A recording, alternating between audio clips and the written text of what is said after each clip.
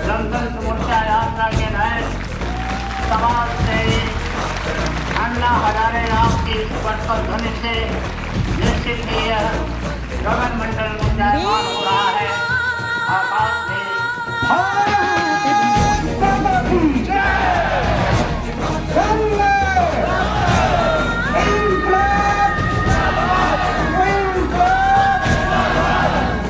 अन्ना ने जब देश की जनता को भ्रष्टाचार से लड़ने का हथियार दिलवाने का फैसला किया, यानी जन लोकपाल बिल, और जिसके लिए वो अनशन पर बैठ गए रामलीला मैदान में, तब देश की जनता ने अन्ना को बताया, एक दूसरे को बताया कि हम कायर नहीं हैं, हम बहादुर हैं, हम सिर्फ सही अवसर का इंतजार करते हैं।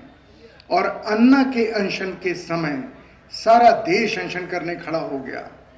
क्या बड़ा शहर, क्या छोटा शहर, क्या कॉलेज, क्या स्कूल, क्या कस्बे, हर जगह लोगों ने अनशन किए, धरने दिए, जुलूस निकाले, और सबसे कमाल की चीज़ कि बच्चों ने टोपी पहनकर मैं भी अन्ना, तुम भी अन्ना, अब तो सारा देश है अन्ना के नारे लगाए। जो बहनें कुछ नहीं कर सकती थीं, उन्होंने अपने मोहल्ले में प्रभात फेरी निकाली। खाना बनाती थीं, जुलूस में शामिल नहीं हो सकती थीं, उन्होंने प्रभात फेरी निकाली। और इस सारी स्थिति से सरकार घबरा गई, राजनीतिक दल घबरा गए, और उन्होंने लोकसभा की बैठक बुलाई। 27 अगस्त की रात लोकसभा की बैठक बुलाई। उस बैठक में एक प्रस्ताव पास किया, हम जन लोकपाल बिल लाएंगे। उसे सेंस ऑफ हाउस अंग्रेजी में कहा। पूरे सदन की सहमति कि हम वायदा करते हैं कि हम जन लोकपाल लाएंगे। और 2 साल बीत गए, किसी को जन लोकपाल की याद नहीं है। उस लोकसभा में कौन कौन था?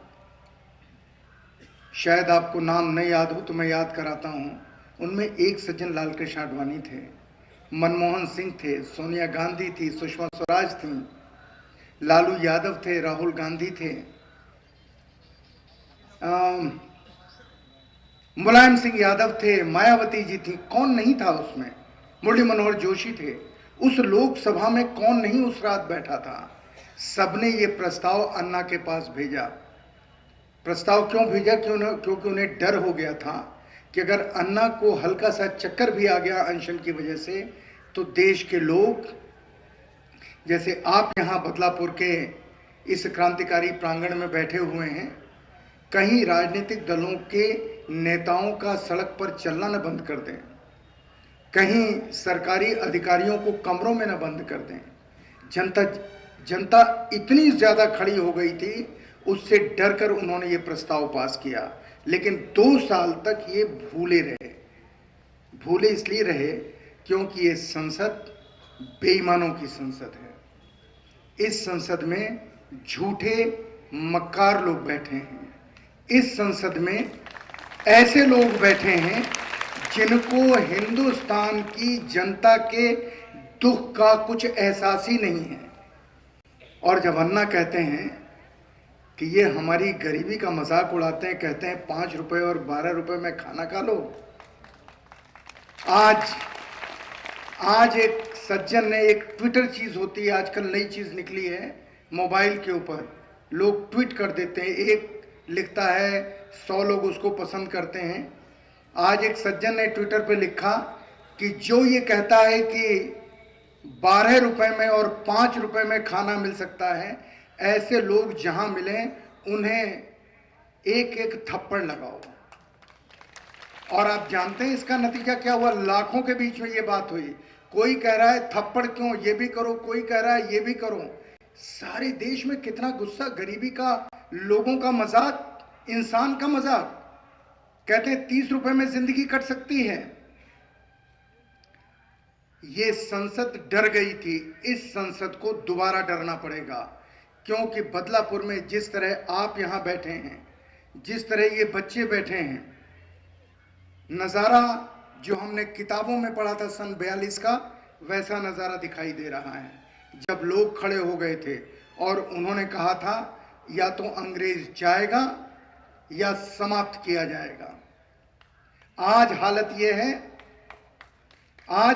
है कि अन्ना कह रहे हैं आजादी की दूसरी लड़ाई की शुरुआत हो चुकी है। या तो आजादी की दूसरी लड़ाई शांतिपूर्ण ढंग से समाप्त होगी और जनता अपना राज लेके आएगी, वरना नहीं तो इन भ्रष्टाचारियों को नेस्त नाबूद कर दिया जाएगा। आधे घंटे पहले यहां से नगर में बच्चे थे, हर बच्चा टोपी लगाए हुए था। शायद किसी ने उन्हें बनवा के दी होगी, लेकिन तिरंगा जिस शान से वो पकड़े हुए थे, उससे हमें लगा कि हमारा तिरंगा बच्चों के हाथ में हमसे ज्यादा सुरक्षित है। हर बच्चा तिरंगा पकड़े हुए था। और आप जानते हैं बच्चे नारा क्या लगा रहे थे? भ्रष्टाचार मुर्दाबाद। ये नारा मैंने वहां पहली बार सुना। अन्ना हजारे जिंदाबाद तो बहुत सुनता था मैं, लेकिन जिस गुस्से से, जिस ताकत से वो नारे लगा रहे थे भ्रष्टाचार के खिलाफ, उन बच्चों को मैं यहां से प्रणाम करता हूं। और जब ये संसद अपने वायदे को भूल गई, तब अन्ना ने तलाश शुरू की कि संसद वायदा भूल क्यों गई। और जानते हैं अन्ना को क्या मिला? वो आपको मैं बताना चाहता हूं एक पत्रकार के नाते। अन्ना को मिला कि ये संसद अवैध संसद है, ये संसद संविधान के खिलाफ संसद है। इस संसद में जो लोग बैठे हुए हैं, पार्टियों के लोग, वो संविधान के खिलाफ हैं। आवाज आ रही है कि राजनीतिक दलों से बाहर अच्छे लोग हैं, और इस जवाब जो आपको पता है, हमारे पत्रकार भाइयों को इसका जवाब नहीं पता। राजनीतिक दलों ने तो अपने कार्यकर्ताओं को दलाल बना दिया है।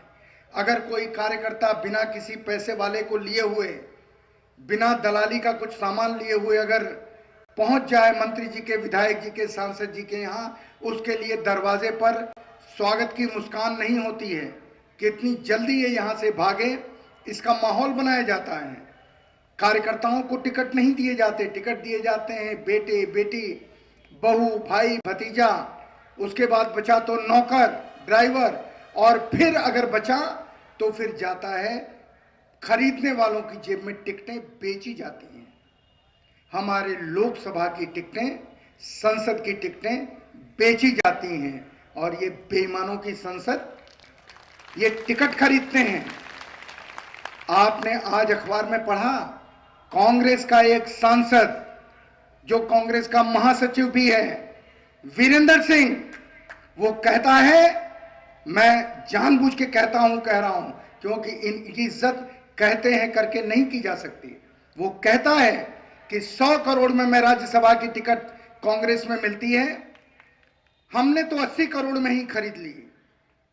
ये कांग्रेस का चुना हुआ राज्यसभा का सदस्य कह रहा है। हमारी आंखें अब भी नहीं खुलती।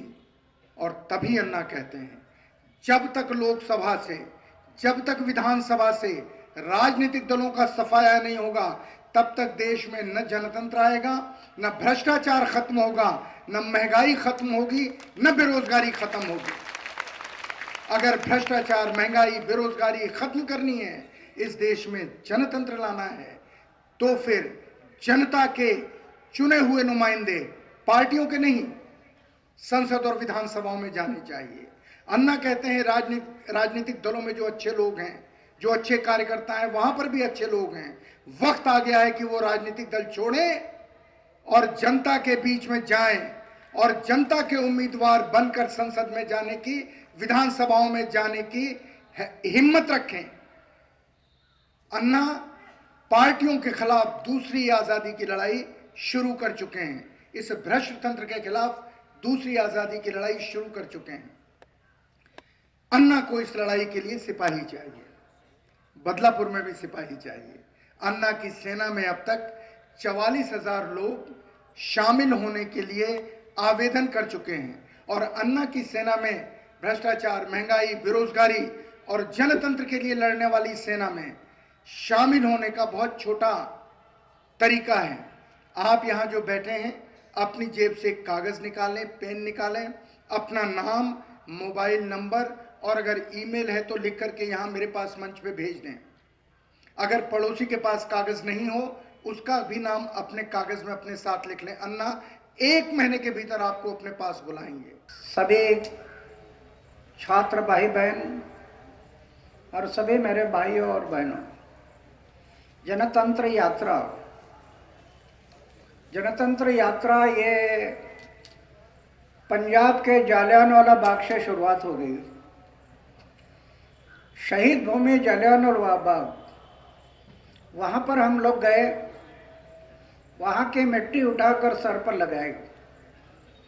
शहीद भगत सिंह, सुखदेव, राजगुरु के समाधि पर गए, वहाँ की मिट्टी उठाकर सर में लगा दी और ये तय किया जीवन में जब तक जिएंगे समाज और देश की सेवा के लिए जिएंगे और जिस दिन मरेंगे समाज और देश की सेवा करते करते मरेंगे। ये हम लोग तय किया। उसके पहले तो स्वामी विवेकानंद जी के विचार जीवन में आ गए, महात्मा गांधी जी के विचार जीवन में आ गए और उम्र के 26 साल में यह तय किया था कि अपना जीवन समाज और देश की सेवा के लिए अर्पण। खतरा लगने लगा था, शादी कर लो तो चूल्हा जलाने में समय बीत जाएगा, फिर मैं सेवा नहीं कर पाऊंगा, इसलिए निर्णय ले लिया कि शादी नहीं करना। और आज 75 साल की उम्र हो गई, वही विचार मेरे कायम हैं। रालेगंज सिद्धि नामक गांव है, वहाँ खेती बाड़ी है, 3 भाई हैं, लेकिन 40 साल हो गए घर में जाकर, फिर से कभी घर में गया नहीं। 3 भाई हैं, वो भाई के बच्चों का नाम क्या है मैं अभी तक नहीं जानता, कभी पता नहीं किया। करोड़ रुपए की योजना अपनाई, करोड़ रुपए, कहीं बैंक बैलेंस नहीं रखा। राष्ट्रपति ने मुझे पद्मश्री, पद्म भूषण, अमेरिका, दक्षिण कोरिया, कहाँ कहाँ अवार्ड मिले, लेकिन 55 लाख रुपए के मुझे कैश अवार्ड मिल गए, उसका भी मैं ट्रस्ट कर दिया। उससे जो ब्याज आता है 40-45 गरीब बच्चों की शादी कर देता हूँ, कुछ पैसा रखता नहीं है।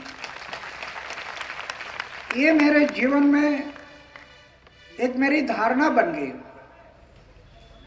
कि जब तक जीना है समाज और देश की सेवा के लिए और मरना है समाज और देश की सेवा करते करते मरना, ये मेरे जीवन का निश्चय हो गया। मैं तो ये मानता हूँ ये हार्ट अटैक आकर लोग मरते हैं, हार्ट अटैक, ऐसे हार्ट अटैक आकर मृत्यु आना, इसके बजाय समाज और देश की सेवा करते करते मृत्यु आ गया तो मेरा सौभाग्य होगा ये कि समाज और देश की सेवा करते करते। इसलिए मृत्यु हथेली पर है, मृत्यु हथेली पर लेकर लड़ रहा हूँ। गांव के मंदिर में रहता हूँ, 8 बाई 10 का कमरा है, सोने का एक बिस्तर है, खाने का एक प्लेट है, कुछ रखा नहीं जीवन में, सिर्फ सोने का बिस्तर, खाने का प्लेट। लेकिन महाराष्ट्र में 6 कैबिनेट मंत्री घर भेज दिए, करप्टेड लोग, 6 मंत्री, अलग अलग पक्ष और पार्टी के 6 मंत्री घर चले गए, भ्रष्टाचारी लोग। 400 से ज्यादा ऑफिसर घर चले गए, भ्रष्टाचारी लोग। और अभी देश में जो भ्रष्टाचार है उसको निपटने के लिए एक प्रयास चल रहा है 2 साल से, जन लोकपाल। अगर जन लोकपाल का कानून आता, हम लोग जो ड्राफ्ट बनाया उसके मुताबिक अगर कानून आता तो 60-65% भ्रष्टाचार को ब्रेक लगता। लेकिन सरकार की मंशा नहीं है, इच्छा शक्ति का अभाव है। सरकार की भ्रष्टाचार मुक्त भारत निर्माण करने की नीयत साफ नहीं है। 2 साल से लड़ रहा हूं। ज्वाइंट कमेटी बनाना धोखाधड़ी, स्टैंडिंग कमेटी में धोखाधड़ी, संसद में धोखाधड़ी। आखिर मैं बैठ गया रामलीला मैदान में, और रामलीला मैदान में जब बैठ गया तो पूरे देश की जनता जो खड़ी हो गई आंदोलन के लिए, सरकार को डर लग गया, अगर ये जन लोकपाल के बारे में नहीं किया तो सरकार गिर जाएगी।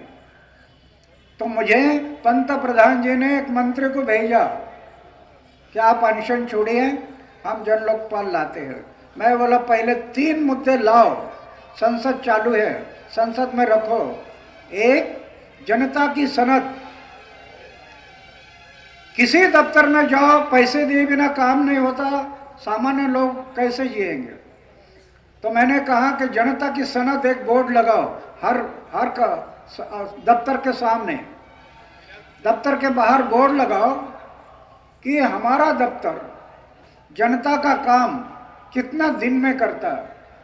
अगर उतना दिन में नहीं किया तो उस दफ्तर का प्रमुख जो होगा उसको फाइन करो, वो पैसा वसूल करो और सरकार के दफ्तर में जमा करो। अरे जनता 26 जनवरी 1950 में मालिक हो गई देश की।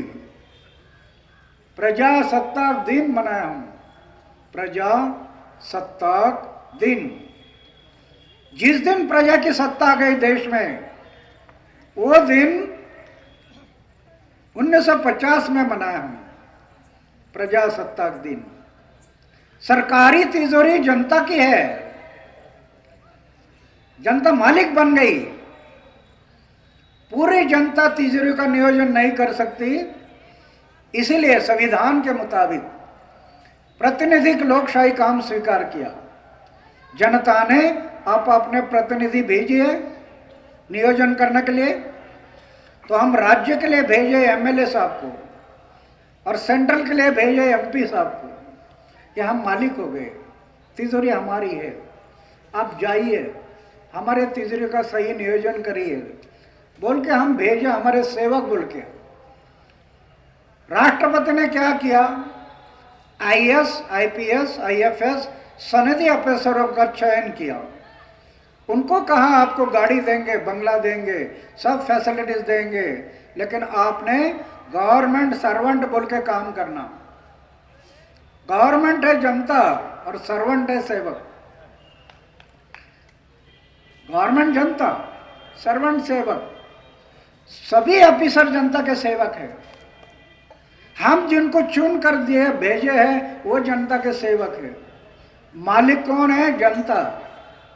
आज चित्र क्या है, मालिक को बनाया सेवक और सेवक बन गए मालिक, उल्टा हो गया। इसलिए हम जगाने के लिए बाहर निकले। जो मालिक है मालिक रहना चाहिए, आप सेवक है सेवक बन के काम करना चाहिए। तो इसलिए देश में अभी पूरे देश में घूमना है, 6 राज्यों में गया है कि मालिक है मालिक रहेगा और आप सेवक है सेवक बोल के काम करना। इसलिए अभी जो देश में हम बाहर पड़े उसमें 2 बातें महत्वपूर्ण है। अगर जन लोकपाल आता है और हमारे ड्राफ्ट के मुताबिक आता है तो 60-65% भ्रष्टाचार को ब्रेक लग सकता है, 60-65% ब्रेक लग सकता है। लेकिन सरकार की नीयत साफ नहीं है, बार बार धोखाधड़ी। इसलिए मैं अभी जगा रहा हूं लोगों को। पूरे देश में जाऊंगा, 120 करोड़ जनता जाग जाएगी पता नहीं क्यों। जनता में भी बहुत लोग कुंभकर्ण बनकर सो गए हैं, उनको जाग ही नहीं आती। ढोल बजाओ, नगारे बजाओ, जाग नहीं आती। 120 करोड़ जनता जाग जाएगी नहीं मुझे पता नहीं, लेकिन कम से कम 6 करोड़ लोगों को मैं संगठित करूंगा। 6 करोड़ देश के संगठित करूंगा, और 6 करोड़ लोग अगर संगठित हो गए तो सरकार का नाक दबाने से मुंह खुल जाएगा। वो काम हम करेंगे। 6 करोड़ जनता संगठित हो गई तो फिर से एक बार दिसंबर जनवरी लगभग फिर से एक बार मई होगा रामलीला मैदान और आप होगे तिरंगा लेकर रास्ते पर। भारत माता की जय। युवा शक्ति हमारी राष्ट्र शक्ति है। युवा शक्ति अगर जाग जाए तो कल का भविष्य दूर नहीं, इस समाज का, इस देश का। अरे वियतनाम बनाया, युवकों ने बनाया। जी जापान की राख बनी थी, ऐसे राख के ढेर से जापान खड़ा हुआ और आज दुनिया को कह रहा है विकास कैसे करना, हमारी तरफ देखो। युवकों का योगदान है। युवा शक्ति राष्ट्र शक्ति है, लेकिन कॉलेज में पक्ष और पार्टियों ने युवकों में ग्रुप बना दिए और जो युवा शक्ति राष्ट्र विकास में जुटानी है वो युवा शक्ति को पक्ष और पार्टी के विकास की तरफ जुटा दिया और युवकों में झगड़े लगा दिए। आज युवकों में झगड़े निर्माण हुए। घरानेशाही कहां से शुरुआत हो गई? ये पक्ष और पार्टी से। घरानेशाही आज घरानेशाही लोकशाही के लिए बहुत बड़ा खतरा है। तो मेरा कहना क्या मतलब है, इसलिए हम जनता को जगाने के लिए निकले हैं। चाबी आपके हाथ में है, इसको बदलना है तो चाबी आपके हाथ में है, जनता के हाथ में है। वो चाबी अगर लगा दो तो ये चित्र बदल जाएगा। क्या कौन सी चाबी? भारत मां की कसम लेकर, भगत सिंह, सुखदेव, राजगुरु के बलिदान की कसम लेकर हम प्रतिज्ञा करनी है कि आगे आने वाले कोई भी इलेक्शन में मैं कोई पक्ष और पार्टी का गुंडा, भ्रष्ट, व्यभिचारी, लुटारू ऐसा उम्मीदवार खड़ा है उनको मैं वोटिंग नहीं करूंगा। मैं सिर्फ चारित्रशील लोगों को ही वोटिंग करूंगा। ये अगर चाबी लगा दी, ये चाबी अगर लग गई तो ऑटोमेटिक पक्ष और पार्टी तंत्र नेस्त नाबूद हो जाएगा और देश में लोकतंत्र आ जाएगा। बस इतनी चाबी लगाना है। लेकिन कैसे लगेगा? एक घर में दो भाई दो पक्ष के हैं, दो भाई दो पक्ष के घर में, उनको बदलना है। शराब के बोतल लेकर वोटिंग करने वाले लोग कम नहीं है। 500 रुपये, 1000 रुपये के नोट लेकर वोटिंग करने वाले कम नहीं है। ऐसे लोगों को बदलना है, लेकिन असंभव नहीं है। असंभव नहीं, हम लोग प्रयोग किया है। ये हो सकता है, सिर्फ बार बार लोगों के दिल में जाकर लोगों को जगाना। और इसलिए अभी और 6 महीना बाकी है। पूरे देश में घूमूंगा। कर्नाटक है, आंध्रा है, महाराष्ट्र में है, तमिलनाडु है, केरल है, हर जगह पर जाऊंगा और लोगों को जगाऊंगा। मुझे विश्वास हो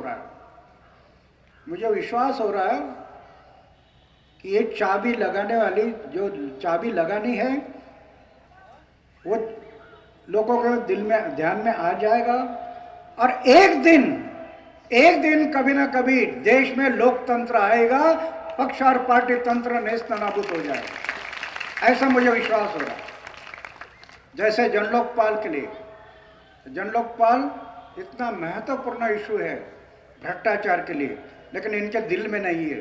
भ्रष्टाचार मुक्त भारत निर्माण हो, इनके दिल में नहीं है। इसलिए हम ये 2 बातों के लिए जनता में जागृति के लिए बाहर पड़े हैं। ना किसी का लेन है, ना किसी के देन है। किसी से ना मांगते हैं, ना किसी को कुछ। पक्ष और पार्टी का विरोध नहीं है, किसी व्यक्ति का विरोध नहीं है। विरोध हमारा मानना है संविधान जो कह रहा है, संविधान के मुताबिक चलो। पक्ष और पार्टी का क्या लेन देन है? संविधान को मानते हैं ना, तो संविधान कह रहा है वो संविधान के मुताबिक चलो। तो इसलिए हम लोग पूरे देश में घूम रहे, लोगों को जगाने के लिए। यहाँ छात्र बैठे हैं, मेरी विनती है, भगत सिंह, सुखदेव, राजगुरु के बलिदान को भूलो मत। कई लोग गद्दार हो गए देश के साथ, गद्दार हो गए।